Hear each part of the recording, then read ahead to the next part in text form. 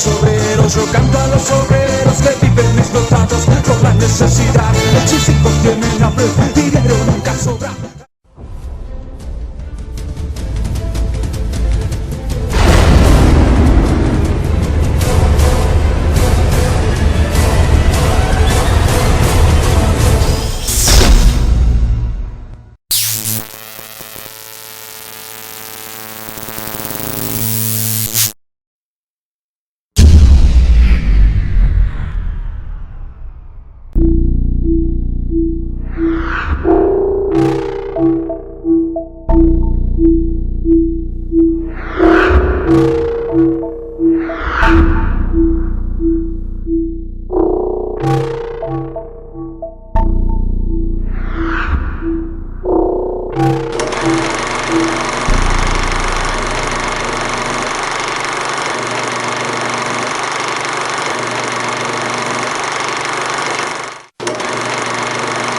Con la reforma energética, Enrique Peña Nieto, secuestrador de la silla presidencial, intenta empeñar el futuro del pueblo dañando la soberanía energética del Estado mexicano.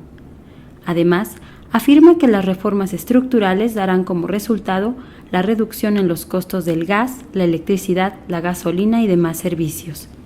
Esta reforma representa una de las más grandes oportunidades para México de los últimos años. Si aprovechamos esta gran oportunidad, se crearán cientos de miles de nuevos empleos y con mejores salarios. Si llevamos a cabo esta reforma, bajará el precio de la luz y del gas. Igualmente, bajará el precio de los fertilizantes y, en consecuencia, nuestro campo producirá más, habrá más alimentos y a mejores precios. ¿Crees estas mentiras? Yo tampoco. En esta edición, El Animal Dañero alerta del saqueo que está en puerta, aportando ideas, datos y un análisis histórico que reseña brevemente el papel de los energéticos en la vida económica y política de nuestro país.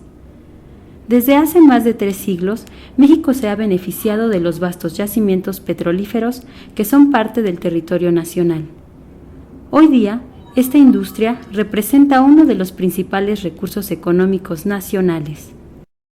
Un ejemplo son los datos presentados por la Secretaría de Hacienda para los meses de enero y febrero del presente año, en que los ingresos por exportación de crudo ascendieron a los 7.846 millones de dólares. Desde 1783, año en que se expiden las nuevas ordenanzas para la minería de la Nueva España, las cuales determinaban que toda riqueza extraída del subsuelo, entre ellas el petróleo, bitúmenes o jugos de la tierra, de acuerdo con la designación de la época, eran patrimonio de la Real Corona, y por lo tanto, solo ella tenía la potestad de conceder a los particulares el derecho de explotarlas mediante denuncio. Pasado todo el siglo XIX, con una serie de nuevos descubrimientos de yacimientos de petróleo llamadas minas petroleras, dándoles concesiones de explotación a particulares, en especial a compañías norteamericanas e inglesas en la zona de Veracruz, Tabasco y Oaxaca.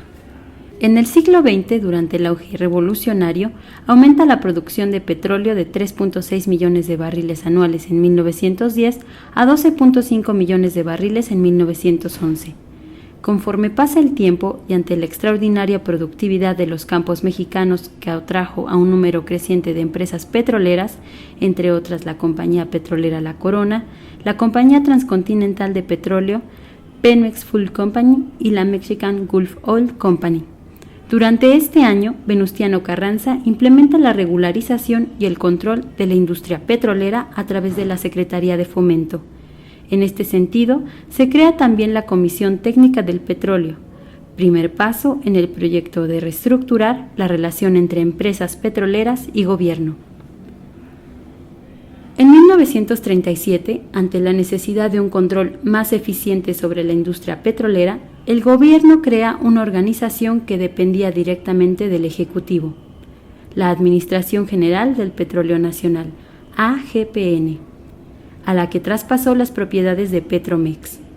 Luego de incorporarse a la Confederación de Trabajadores de México en 1936, el Sindicato de Trabajadores Petroleros de la República Mexicana declara en mayo una huelga que paraliza la industria y el tráfico de vehículos cerca de 2 semanas. El motivo fue la negativa por parte de las empresas a aceptar la propuesta de contrato colectivo del sindicato. La Junta de Conciliación y Arbitraje falla a favor de los trabajadores. Sin embargo, las compañías se amparan ante la Suprema Corte de Justicia de la Nación. En marzo de 1938, la Junta de Conciliación y Arbitraje emite un laudo en el que da por rescindido el contrato en vigor entre empresas y el Sindicato de Trabajadores Petroleros. Inmediatamente, los empresarios manifiestan al presidente Lázaro Cárdenas su deseo de cumplir con la sentencia de la Suprema Corte que los obliga a elevar los salarios de los trabajadores. Cárdenas les contesta que la decisión es extemporánea y el día 18 decreta la expropiación de la industria petrolera. La AGPN se hace cargo provisionalmente de los bienes expropiados a las compañías petroleras. Para reorganizar, concretar y coordinar la industria nacionalizada, el Gobierno de México crea, el 7 de junio, Petróleos Mexicanos. Pemex es reformado como una sola entidad que se hace cargo verticalmente de toda la industria petrolera, desde las actividades de exploración hasta la venta final al consumidor. En los años siguientes, Pemex crece en su infraestructura. Se descubren nuevos yacimientos de petróleo, se crean refinerías, nace el Instituto Mexicano del Petróleo. Esto da como resultado que el crecimiento de la demanda interna de derivados determina un progresivo aumento de los ingresos de Pemex provenientes del mercado nacional. La política de precios bajos de la energía se reafirmó en esta etapa. Luego de un periodo de incremento de precios introducidos a fines de 1976, tendientes a compensar la devaluación del peso, se afirma a Pemex como la principal fuente de ingresos y el reparto de sus utilidades a sectores primordiales del Estado como son educación, salud y vivienda.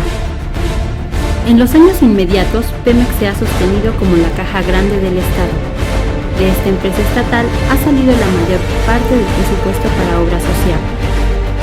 No se entendería toda la infraestructura de esta empresa que nos quieren arrebatar. ¿Lo permitirás? Yo no. Imagine que usted está acostado en una cama de cirugía, inconsciente, con una enorme lámpara que permita a los médicos iluminar el área en que van a tener que operar, conectado a un monitor que registra sus signos vitales. Los cirujanos tienen los ojos fijos en usted porque toda maniobra que hagan requiere de suma precisión. Su vida depende de ello. Pero de repente se va la luz. El doctor ya no puede ver y se queda con sus instrumentos en la mano. Los asistentes se preguntan qué habrá pasado. Los equipos ya no registran nada y solo su respiración es el indicador de que usted sigue vivo. Enseguida se enciende la luz porque se puso a trabajar en una planta de emergencia y usted sigue tendido en la cama, con su cirugía interrumpida, sin saber que un corte de energía eléctrica efectuado por los adeudos que tiene el hospital puso en riesgo su vida. Esta escena fue real. Ocurrió el 19 de enero de este año en el Hospital Dr. Manuel Campos de la ciudad de Campeche. Y sucedió porque ese día la Comisión Federal de Electricidad determinó suspender el servicio de energía eléctrica con el argumento de que el hospital tenía un adeudo de 564,000 pesos correspondientes a 6 meses de consumo. Lo mismo, los cortes de energía eléctrica por adeudos han ocurrido en preparatorias del Estado de México, en la Casa Hogar Marsh de Acapulco, Guerrero, donde 80 niños pasan la noche con veladoras y un intenso calor, y en el suministro de otros servicios básicos como el agua potable, como sucedió en Cuernavaca en julio de este año, cuando se dejó sin funcionar a los 26 pozos de agua que abastecían a más de 180,000 personas. Este es el animal dañero, y esto que estoy narrando se está multiplicando por todo el país.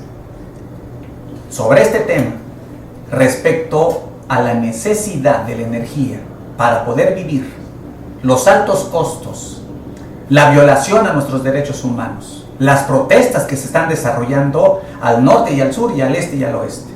Es un tema muy vasto y nos preocupa de nueva cuenta porque al lado de la reforma energética, junto con pegado a esta reforma energética, hoy aparece la energía eléctrica para que lo que nos queda de ella sea entregado a los capitales transnacionales.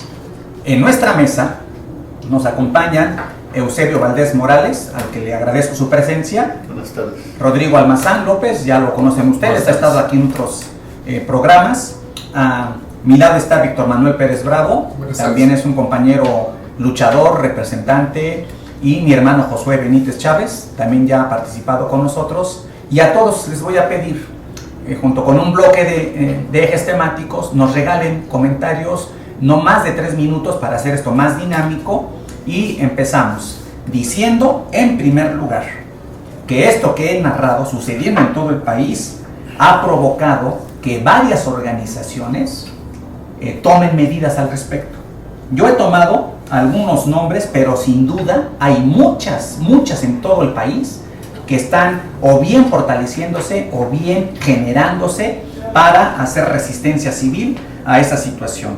Alianza Única del Valle de México en el Estado de México, Pueblos Unidos en Defensa de la Energía Eléctrica en Chiapas, Luz y Fuerza del Pueblo en el sureste mexicano, Red Nacional de Resistencia Civil a las Altas Tarifas de Energía Eléctrica, que abarca Campeche, Chiapas, Oaxaca, Veracruz, Chihuahua y el Estado de México, Movimiento Amplio de Resistencia Civil en Chihuahua, Brigadas de Defensa de la Economía Popular, esto es en Puebla, Consejo Nacional Urbano y Campesino en Tlaxcala, Comité Pro Mejoramiento del Agro Nacional Guanajuato, Frente Común contra la Comisión Federal de Electricidad, son mineros de la sección 147 y 288, Movimiento de Resistencia Civil contra la CFE Chucho el Roto en Veracruz, la NUE, también conocida por todos nosotros, Asamblea Nacional de Usuarios de la Energía Eléctrica, y además un conjunto de expresiones populares en colonias, en barrios, en callejones que salen a protestar.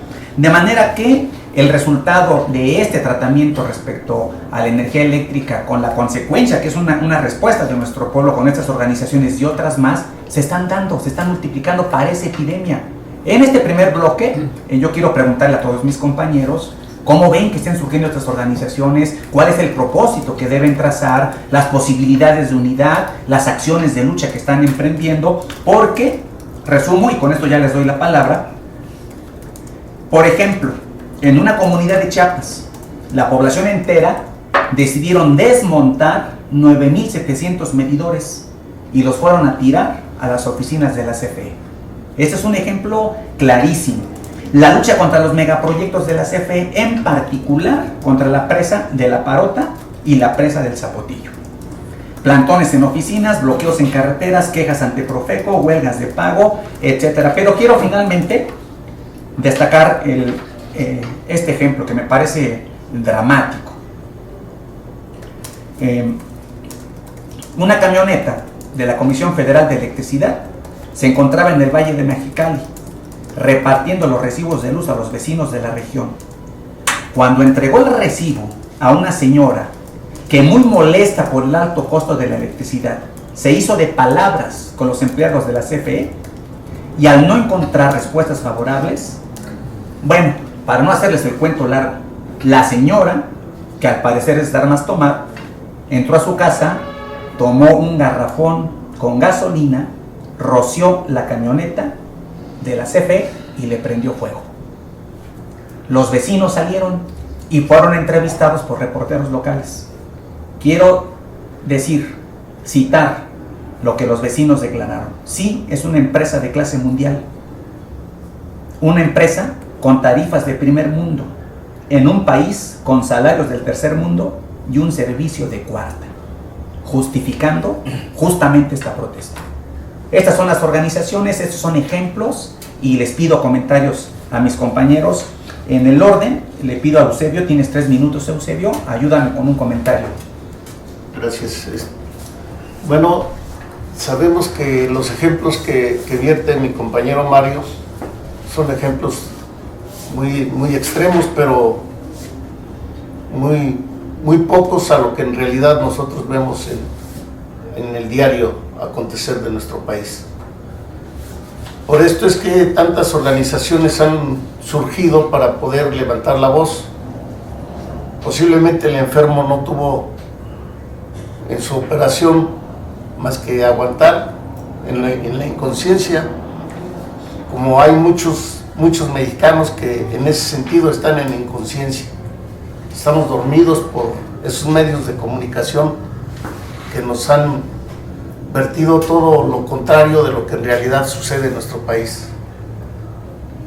Como la señora también en otro extremo, que es el que incendia la camioneta en su desesperación, que es la que tenemos muchos mexicanos por todo este excesivo de nuestro gobierno que quiere privatizar a como dé lugar con tantas mentiras que nos vierte a nosotros como mexicanos. Por eso es importante el que todos organizados podamos tener propuestas y podamos también tener esa forma de poder hacer que lleguen a soluciones prontas y expeditas para toda nuestra nación. No nada más en el caso de la energía, en el caso de la seguridad social, en el caso de la seguridad pública, pero hoy nos tiene el tema de la energía eléctrica. Un tema en donde el presidente anterior, o el que se dijo llamar presidente, decreta la extinción de una gran empresa, haciéndole creer al pueblo que las tarifas iban a bajar, que iba a haber más empleo, y no vemos que nada de esto se haya cumplido. Por eso es que, más que nada, tenemos que alzar la voz todos para que en un momento dado, en una forma organizada, podamos hacer consciente a todo ciudadano, llámese en las ciudades, llámese en el Estado de México, llámese en cualquier parte de la provincia. Todas las tarifas han sido incrementadas en gran modalidad.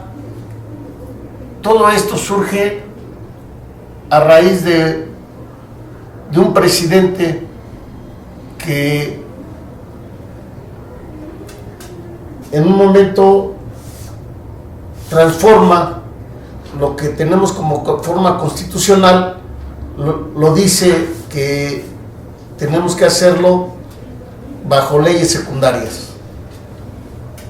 Más adelante podré ampliar todo esto que trato de explicar para que quede más ejemplificado. Muy bien, gracias Eusebio. Fíjense ustedes, el corte de energía eléctrica del que hablé al principio, que ocurrió en el Hospital Dr. Manuel Campos de Campeche, ese corte, las notas que hemos consultado nosotros nos registran que fue a las 9:10 de la mañana.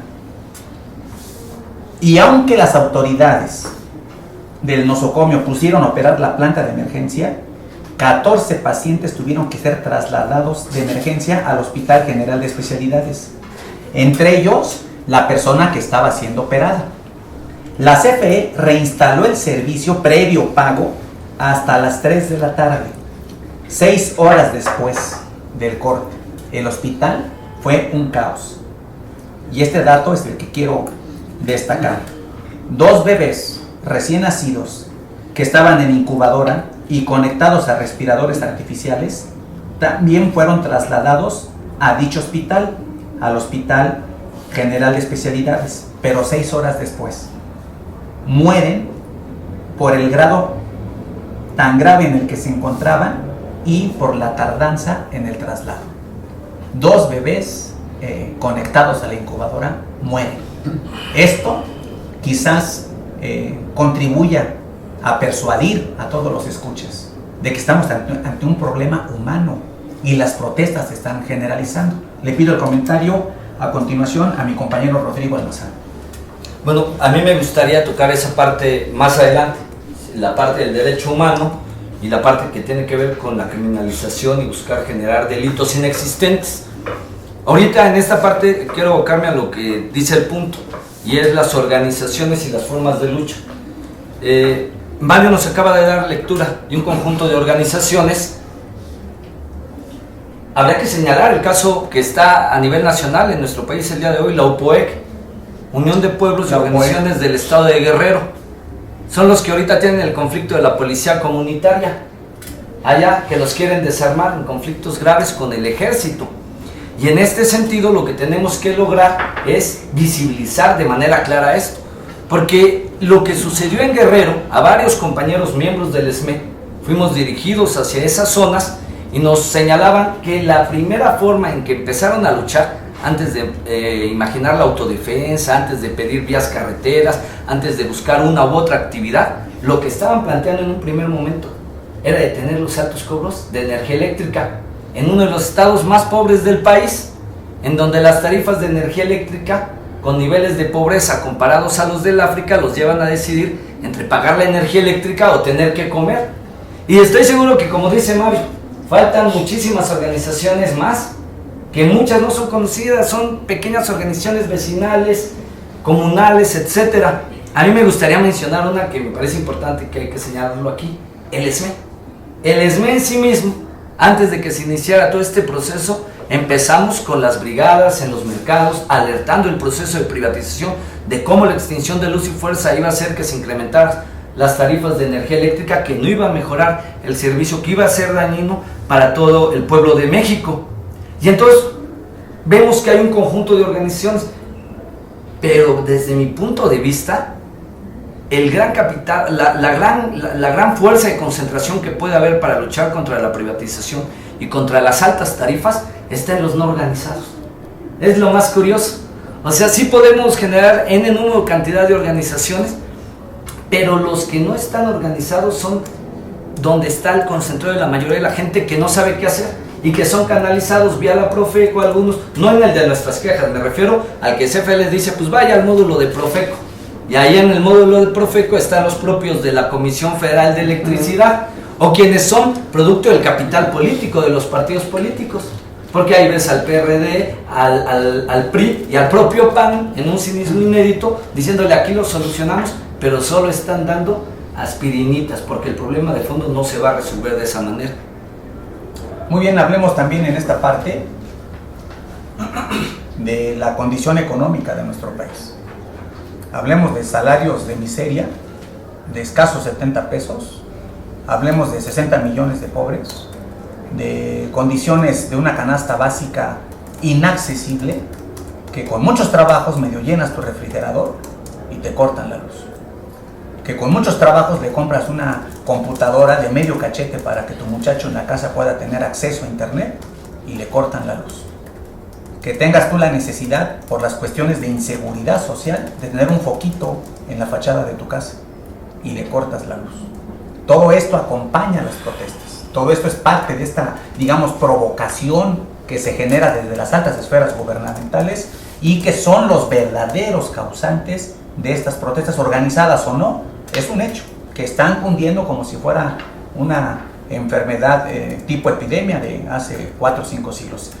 Josué, te escuchamos. Sí, poniendo mucha atención a lo que han aportado mis compañeros y en especial Mario en su lectura inicial, en la cual menciona varios tipos de organizaciones, también nos faltó mencionar la Red Nacional de Resistencia Civil contra las Altas Tarifas de Energía Eléctrica. Esta organización, además de defender su derecho, su acceso a la energía eléctrica, defiende su patrimonio natural, su entorno ecológico. Un caso específico es el que se menciona de los campos eólicos en Oaxaca, zonas extensísimas que son despojados literalmente de su territorio para montar en un campo eólico español, de capital español. ¿Para qué? Para que ellos produzcan la energía eléctrica y que esa misma energía eléctrica, basada en ese despojo que le hicieron a esa población, sea vendida a CFE, para que a su vez CFE se la proporcione a esa misma población a una cantidad exageradamente cara. Otro caso específico son los proyectos hidrológicos en La Parota, en Guerrero, que automáticamente, ustedes imagínense que están en su colonia y que de la noche a la mañana, tras una gran inundación, lo que era su casa, pues ahora queda cubierta de tierra. lo que era su campo de cultivo queda cubierto de tierra, su escuela, su fábrica, su pequeño taller, la iglesia, la zona comunal queda automáticamente cubierto de agua. Otro caso es lo que está aconteciendo en la Huesca, en Tlaxcala, que literalmente esto es un crimen, esto es una bomba de tiempo, están pasando gasoductos en las faldas del Popocatépetl. Otro caso específico de organización es el que aconteció muy cerca de aquí, en Iztapalapa. Llega una brigada de esquiroles, una brigada de contratistas a hacer cortes de energía eléctrica. La gente, en su desesperación, en su falta de ese recurso humano que es la energía eléctrica, se defienden. Estas personas responden a la agresión y los pobladores, como se menciona en los medios de comunicación y lo que se vio, les queman las patrullas en una forma de organización y forman una barrera humana contra los cortes de energía eléctrica. ¿Esto a qué nos lleva? A encontrar un punto de unión entre todas estas organizaciones. ¿Y cuál es ese punto de unión? Que realmente esa tarea es primordial que nosotros realicemos, es evitar los altos cobros de energía eléctrica. El caso de que uno vaya y entable una negociación con Profeco es un paliativo, como mencionó el compañero Rodrigo, es una aspirina contra el cáncer. La verdadera solución a este problema es de que nos organicemos, exijamos este bien como un derecho humano básico, fundamental, para poder seguir adelante y sacar a nuestra familia lo mejor que se pueda. Más adelante quisiera aportar otras ideas, otros datos, por lo mientras ahí le paro. Muy bien, Profeco puede jugar el papel de recibir aspirinas, pero también hay pues mejorales, ¿no? Mejoralitos. Fíjense ustedes, hace poco se hace un balance de los 22 años en que fue creada la Comisión Nacional de Derechos Humanos. Les leo este dato a continuación. A la creación del organismo, 22 años después, se encontró que la paraestatal Comisión Federal de Electricidad ocupa el 7º lugar de las autoridades federales más señaladas por violar los derechos humanos en el país, seguida de las instituciones de salud y de seguridad pública. Imagínense, o sea, la CFE viola más derechos humanos que la policía. Esto se documenta entonces en lo que va de este año. Por ejemplo, ahí está la aspirina. Profeco ha recibido 5.027 quejas y prácticamente ninguna prospera. ¿Puede el pueblo acudir a estas instituciones para encontrar justicia? ¿Se justifica entonces este tipo de protestas? Vamos a escuchar al compañero Víctor Manuel Pérez Bravo. Yo creo que asistimos a un desmantelamiento de la industria eléctrica persistente, constante, que además no se detiene. Hoy pretenden, a partir de la reforma energética y evidentemente también aparejada con la reforma energética, la de la electricidad, pretenden entonces modificar el 27 constitucional que le da la rectoría de la potestad eléctrica al propio Estado, además de sus recursos naturales y energéticos. Hace 100 años quien generaba y distribuía energía eléctrica de manera incipiente en la República era justamente una empresa extranjera a la que finalmente el SME vence a lo largo de las siguientes 2 décadas hasta arrancarle la jubilación. Pero esta empresa extranjera que fue liquidada a partir de un proceso largo y penoso, y yo diría hasta tortuoso, hoy pretende, con los nietos de esos que nos privatizaron, de esos que estaban en el poder del territorio nacional privilegiando las ganancias, hoy pretenden regresar esos nietos de aquellos dueños de la Mexican Lion Power. ¿Qué ocurre entonces con el usuario? El usuario yo creo que tiene ante sí una total indefensión. Primero porque va a ser colocado en la palestra de cliente. El usuario va a dejar de ser usuario, y como usuario, uno la palabra es muy clara. Uno puede usufructuar, uno puede usar la red eléctrica, puede usar el fluido, etc. Hoy va a ser un cliente, y al ser tipificado y establecido como cliente por las empresas que pretenden llegar al territorio nacional, o inclusive en un trato indignante que le dan los ejecutivos de Comisión Federal de Electricidad a nuestros usuarios, esa etiqueta de cliente representa entonces justamente la utilidad que ven en él. Hace 100 años se privilegiaban por encima del servicio, igual que está sucediendo, como lo dice Mario. Hace 100 años se privilegiaban solamente las utilidades de las empresas extranjeras, no les preocupaba invertir en mejores tecnologías, no les interesaba mantener con cierta certeza el fluido eléctrico, no les interesaba esta cuestión social que hoy se está habiendo aquí, y entonces estamos regresando 100 años en el tiempo.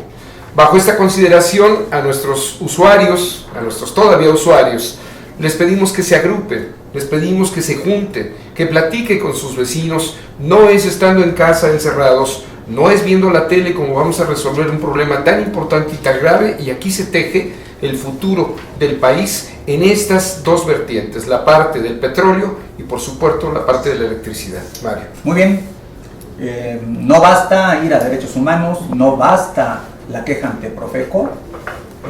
Profeco, pues hay medio para lavarse las manos, le da un jaloncito de orejas a McDonald's con la cajita feliz, aunque miles y miles de quejas de estas que atentan contra la vida, de estos cortes, de esta agresión, de este homicidio de lesa humanidad contra miles de pobladores que reclaman su derecho a la luz. Profeco simplemente no está en correspondencia con lo que en teoría tendría que ser, y es estar defendiendo al consumidor. Bueno, vamos a una pausa. Nos acompaña también un compañero que es parte de la resistencia, de la lucha, que expresa con su voz, con su canción, con su guitarra, pues el dolor de nuestro pueblo, las alternativas, la necesidad de organización. Él es José Guadalupe Molina Jaimes, aquí la banda lo conoce como El Guitarro, y vamos a escucharlo y regresamos en unos minutos.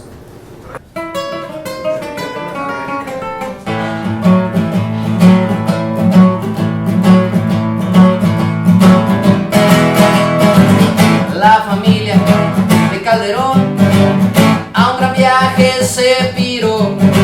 Doña Margarita y su pelón se fueron a dar un rol, y es que nuestros impuestos están trabajando, es que nuestros impuestos están trabajando, y cada día hay que pagar más.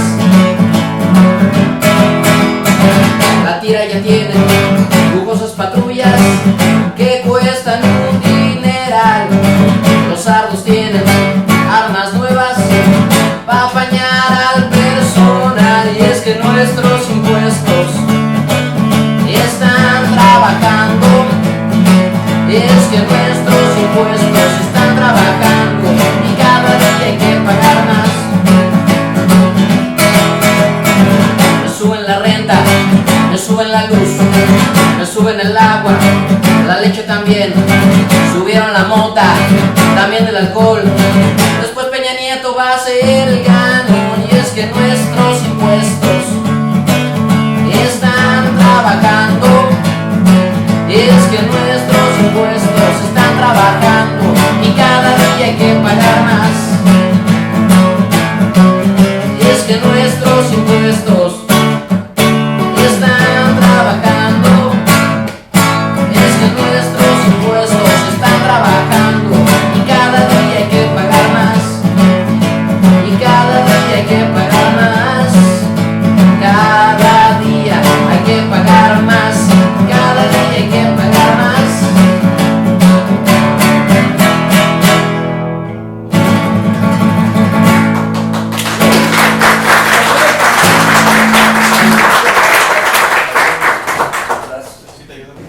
Entonces señalamos que las protestas se están multiplicando, se están diseminando a lo ancho y largo del país, y la incapacidad que tienen las instituciones para darle una salida que convenga al pueblo, que convenga al consumidor. En lugar de esto, desde el Estado hemos notado, hemos percibido todos una criminalización para aquellos que están defendiendo este derecho. Así nos encontramos, por ejemplo, que el hecho mismo de llegar a una oficina de CFE y exigir la salida del funcionario en cuestión para que explique los motivos de la facturación tan elevada, esto ya está siendo calificado como secuestro equiparado, como tener a un rehén, y las personas que están visiblemente organizando este tipo de protestas son detenidas. Se habla de cientos de órdenes de aprehensión en todo el país. Por ejemplo, negarse a que te corten el servicio de luz ya aparece, sin estar tipificado como delito en ninguna ley ni estatal ni federal, ya aparece en las actas de averiguaciones como causa de detención. O bien, ante un corte, uno necesitando el servicio, reconectándose, esto está siendo calificado como robo a la nación, como ladrones de luz.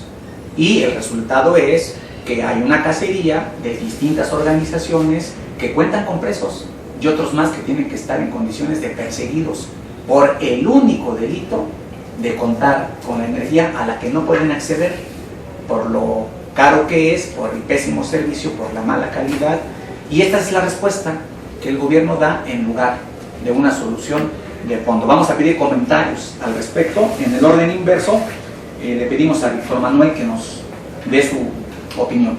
Bien, es obvio que ante esta condición de fragilidad de la que hablaba yo en el bloque anterior de los usuarios, hay también toda una cadena de complicidades institucionales que van coaligándose de manera tal que de forma perversa y yo diría casi ordenadamente perfecta, entre que CFE no les da el servicio correcto, entre que ellos no tienen los insumos ni los recursos para poder hacer frente a las altas facturas y a las altas tarifas que fija la Secretaría de Hacienda y que le endilga a su vez a CFE. Asimismo, el propio usuario de repente cae en estas condiciones de fragilidad extrema en donde, bueno, ya se ve criminalizado. Esta parte tan importante tiene que ver con una azonada del Estado mexicano que ahora no solamente está pretendiendo que o comes o pagues la luz, sino que también abre otros rubros dentro de esta batalla contra el pueblo a partir de que en breve será criminalizado todo aquel que no haga el pago de la tarjeta de crédito.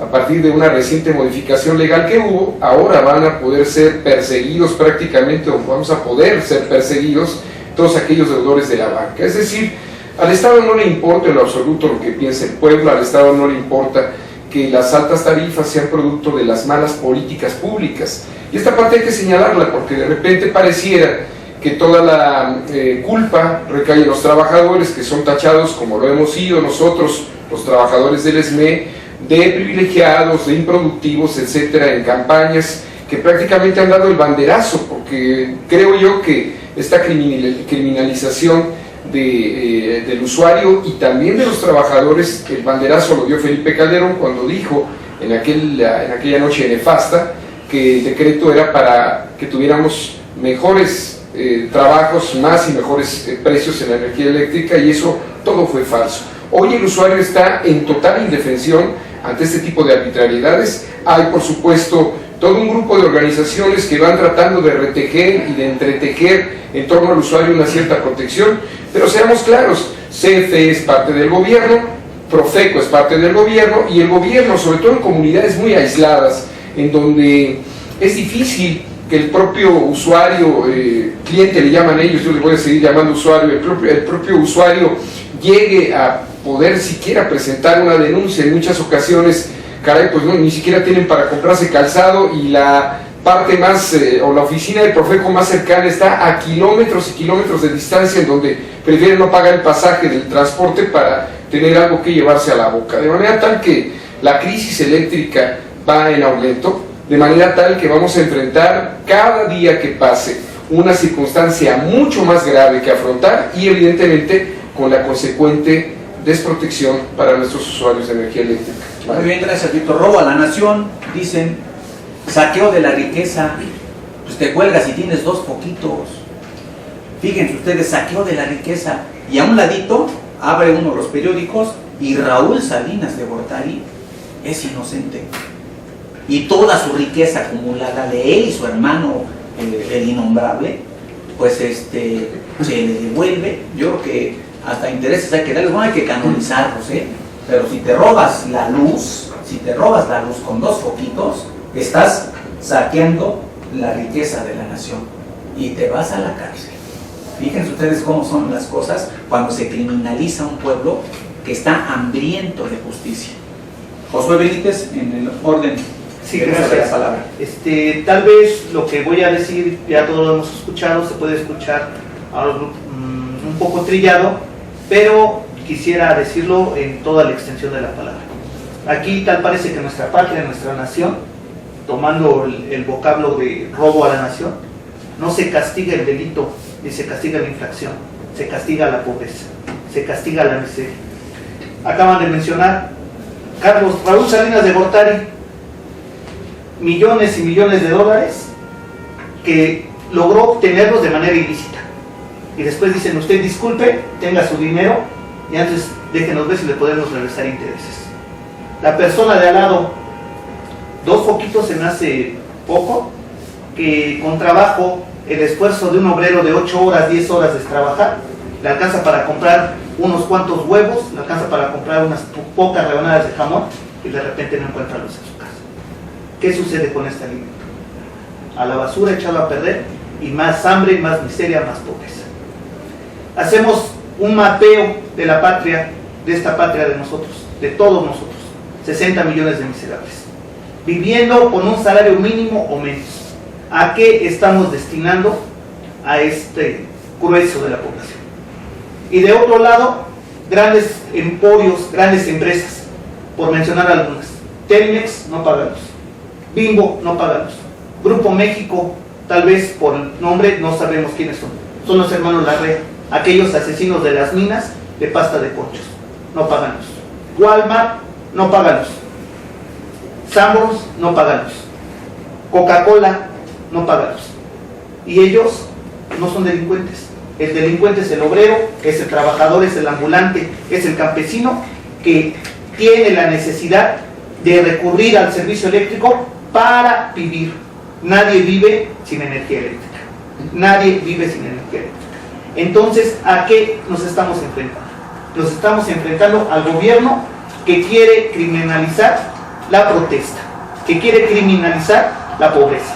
Entonces, tenemos una doble tarea: poder enfrentar este embate del gobierno hacia nosotros y evitar a medida de todas las costas posibles que nos detengan, que existan aprehensiones.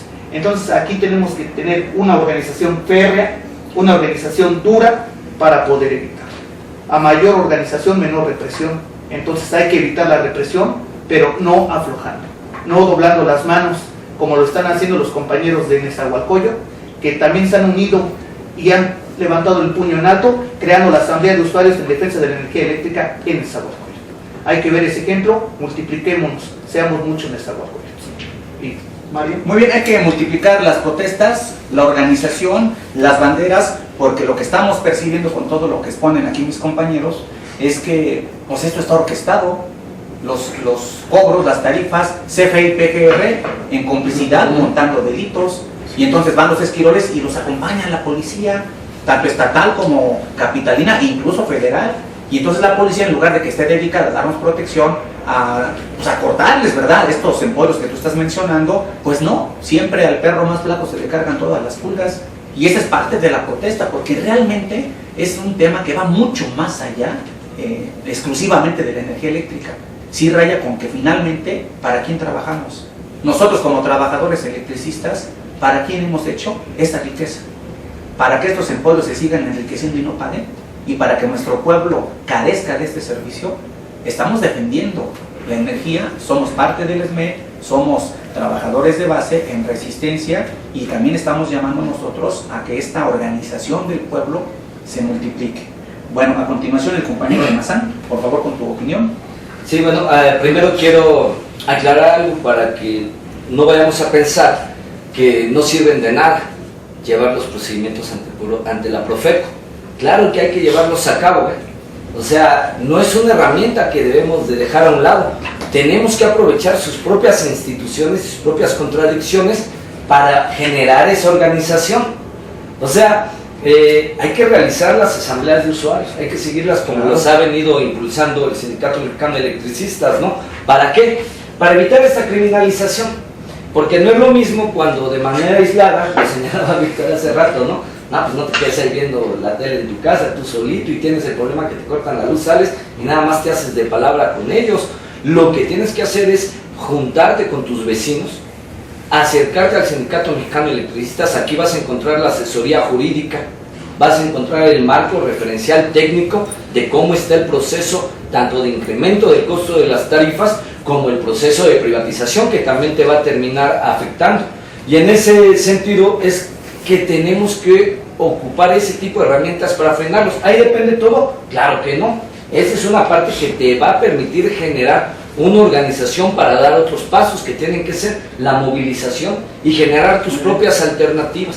En ese sentido lo debemos de tener sumamente claro para no dejar de un lado algo que puede ser una herramienta en la defensa para evitar que te criminalicen, y pues hacer la invitación. Este sábado y domingo va a haber aquí en la sede del sindicato, en el auditorio Breña Alvídez, desde las 10 de la mañana, 10 y 11 de agosto, la 7ª Asamblea Nacional de la NUE, de la Asamblea Nacional de Usuarios de Energía Eléctrica, en la sede de nuestro sindicato. Van a definir cosas muy importantes en este contexto de la pretendida reforma, que muchos piensan que es solo petrolera, porque hay una cortina ahí de humo, y es también una reforma eléctrica, como lo que sucedió en el 2008, y ante eso hay que prepararnos, hay que dar respuesta, hay que brindar información a la población en general, y sí con esas organizaciones, pero orientado más que nada hacia quienes no están organizados. Muy bien, gracias, Rodrigo. Nosotros como Resistencia Esmeíta, con 3 años, 10 meses y días contando, hemos también sufrido esta criminalización, porque somos parte de esta resistencia, y también hemos sentido el dolor que sienten muchos compañeros, muchas organizaciones, cuando ven detenidos a sus luchadores sociales. Eusebio, el compañero que a continuación va a tomar la palabra, es un ejemplo para nosotros, porque él jamás ha dejado de luchar. Desgraciadamente cayó en prisión, y yo pienso que cuando él sufre este atentado a su vida, a su libertad, realmente están queriendo detener, aprisionar a todo el SME. Y aquí nosotros nos levantamos para luchar por su libertad, la de él y de todos nuestros compañeros que desgraciadamente cayeron en prisión, que esperemos que nadie más caiga. Pero este es un mensaje que le damos a todas las organizaciones. Tienen detenidos, pero es posible liberarlos, porque no estamos cometiendo ningún delito. No es delito luchar por este derecho. Y sobre esto le pido la opinión al compañero Eusebio Valdés Morales. Bien, bueno, como lo han mencionado mis compañeros, la raíz de todo esto viene desde la contrarreforma de Salinas de Gortari, en cuanto su ley secundaria es modificada para permitir a las transnacionales que generen la electricidad. Hoy las transnacionales quieren apoderarse pues de todo el sector eléctrico. Es algo, como decían, orquestado, sí es orquestado. El gobierno es garante de todo el poder económico, y ellos sirven para seguir los lineamientos de esos poderes. Luego entonces el pueblo es el que sigue pagando todo. El pueblo es el que tiene la necesidad hoy más que nunca de organizarse. El pueblo es el que debe de distinguir la manera en que ha avanzado el gobierno para nosotros poder contrarrestarlo. Por ello, sabemos que la producción de electricidad ha sido la mayor parte ya del capital privado, y la forma en que ellos generan es por medio del ciclo combinado, que es lo más caro que hay en la generación de electricidad, pero lo generan con los recursos de nuestro país, y además quien paga más caro son los habitantes de este país. Las zonas extremas son las que sufren más, son las que utilizan más de energía eléctrica. La energía eléctrica debe de ser un bien del mismo ciudadano, un bien del país. Luego entonces nosotros como ciudadanos, como trabajadores electricistas, hemos levantado la voz no a partir del decreto. Hemos tratado de dar toda esta información mucho antes del decreto. Nosotros lanzamos estas informaciones a partir del 2002, cuando Fox implementa nuevas tarifas, que es donde implementa la tarifa DAC, y que la que pretende dejar para que el pueblo de México pague esos precios. Por eso la organización hoy es más importante que nunca, Pero esta organización debe decir, a partir de toda la información que podamos vertir a todos nuestros usuarios. Nuestros usuarios son los que deben de estar conscientes de que la única manera de poder seguir adelante es organizándonos y evitar la criminalización del Estado.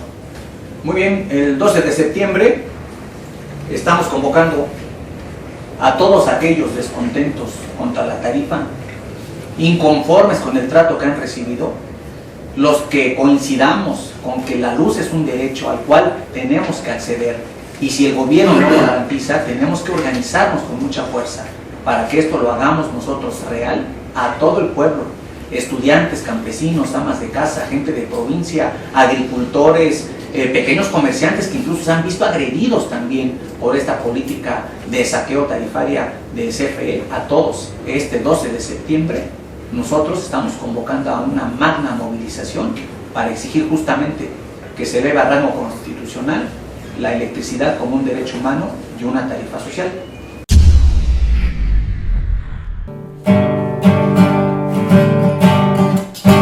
Desde muy temprano salgo a brigadear,